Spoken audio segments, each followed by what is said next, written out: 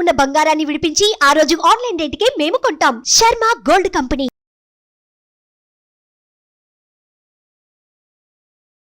నమస్కారం, welcome to Suman TV. నేను గీతాంజలి.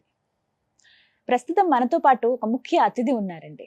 వారు శ్రీ విద్యాపీఠం వ్యవస్థాపకులు, అలాగే గత 45 సంవత్సరాలుగా శ్రీ విద్యా ఉపాసనతో ఎంతో మందికి మంత్రోపదేశం చేసినటువంటి శ్రీ గురు కరుణామయ్య గారు మనతో పాటు ఉన్నారు.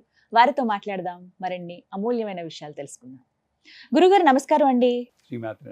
గురుగారు, ఇంట్లో కొన్ని సార్లు ఏంటంటే విగ్రహాలు ఏవైతే లేకపోతే ఫోటోలు కానీ మనం పూజ చేసేవి కాస్త మాసిపోయినట్లుగా నల్లబడినట్లుగా ఎప్పుడో మా అమ్మగారు ఇచ్చారండి, మా అమ్మగారు పూజ చేసుకున్నది అలా ఉంది, మారుద్దాం అనుకుంటున్నాను. మరి ఈ పాత ఫోటోల్ని ఏం చేయను, ఈ పాత విగ్రహాలను ఏం చేయను? విగ్రహం మీద చిన్న గీతలా వచ్చింది, విరిగినట్టుగా నాకు భావన కలుగుతుంది. విరిగిన వాటిని పూజలో పెట్టుకోకూడదు కదా, ఇలాంటివి అంటే ఇలాంటి ప్రశ్నలు అడిగారండి. ఎంత మాట అన్నారు. పూజలో పెట్టుకోవద్దని అంటారు విరిగిన వాటిని లాగా.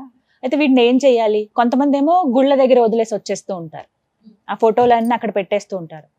అసలు ఏం చేయాలి వాటిని అనేది ప్రశ్న. విశాఖపట్నం వెళ్ళారా మీరు? వెళ్ళానండి. కనక మహాలక్ష్మిని చూసారా?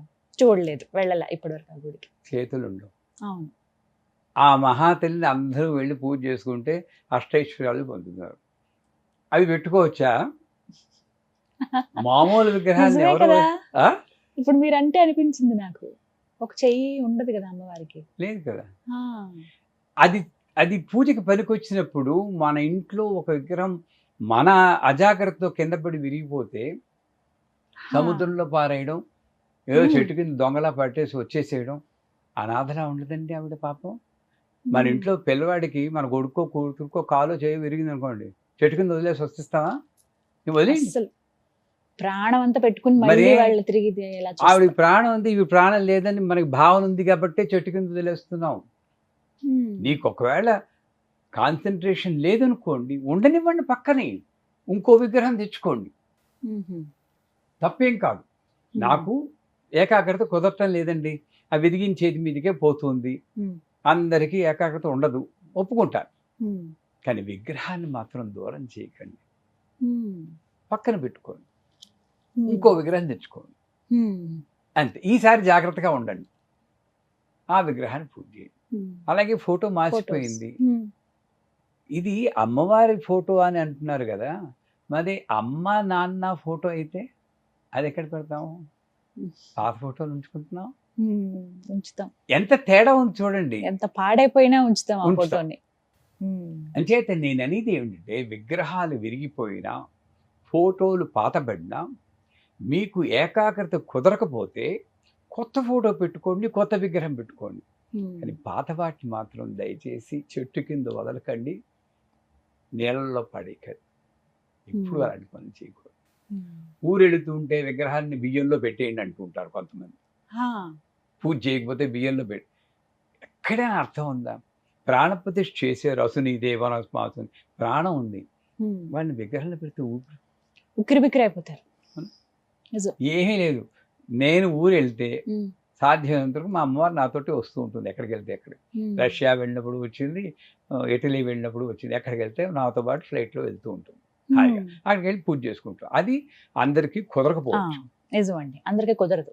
నేనేం చేస్తాను, కుదరకపోయినప్పుడు అమ్మ వెళ్ళొస్తాను తల్లి, ఇలా జాగ్రత్తగా చూసుకో, జాగ్రత్తగా లైట్ వేసేస్తావు నువ్వు అని చెప్పి ఒకసారి నమస్కారం పెట్టుకుని వచ్చేయడమే ఉత్తమం. కానీ ఆ విగ్రహాన్ని కానీ ఆ యంత్రాన్ని బియ్యంలో మాత్రం పెట్టకండి. కొన్నిసార్లు ఇప్పుడు అన్నారు గురువుగారు, మీరు ఊరు వెళ్తాం, చాలా మంది అలా వెళ్తూ ఉంటారు, అప్పుడు మరి ఆహారం ప్రతిరోజు మనం ఆహారం పెడతాము. అమ్మవారికి ఆహారం పెట్టింది ఆవిడ తింటుందా, మీరు తింటున్నారా? చెప్పండి. అసలు అమ్మవారి ఎంత పెద్ద విగ్రహం అయితే అంత ఎక్కువ ఆహారం పెట్టాలి, ఇవన్నీ మన భ్రమలు.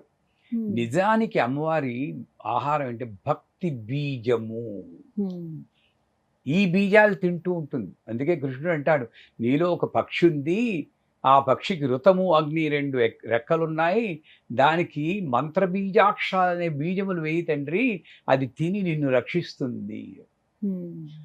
నేను పెట్టి అరటిపండు ఆహారం కాదు, కొబ్బరికాయ ఆహారం కాదు, ఎందుకంటే నువ్వే తింటావు. ఈ ఆహారాన్ని 10 మందితో పంచుకుంటే అమ్మవారికి వెళ్తుందేమో కానీ అది నువ్వే తింటున్నావు. అంచేత నిజం. అమ్మవారికి ఆహారము అంటే నువ్వు అక్కడ కూర్చుని ఇప్పుడు ఉమ్, కృష్ణుడు దూర్వాసుడు శిష్యులతో వస్తే ఉమ్, ఇక్కడ ఒక్క మెతుకు తింటాడు, అక్కడ వాళ్ళ కడుపులు నిండిపోయి అని చెప్పి భారతంలో మనం అవును. చదువుకుంటాం. ఉమ్, అలా మనం చేయలేమా? నేను ఎక్కడున్నా సరే ఇదేంటి అమ్మకి. అమ్మా మా ఇంట్లో పూజ గదిలో ఉన్నావు తల్లి, ఇది నీదే అది ఉమ్. తినలేవా? ఉమ్, ఆహారం ఇక్కడ కూర్చుని భావన. ఇది పోనీ ఏనా తినిపిస్తున్నావా? నిందాక చెప్పినట్టు తింటే తినిపోతే పో అన్నావు కదా. ముద్రలు లేవు మనకి, ఈ ముద్రలు నేర్చుకోం. ఉమ్, పోనీ ముద్రలు రావు, కనీసం తినిపిస్తానా?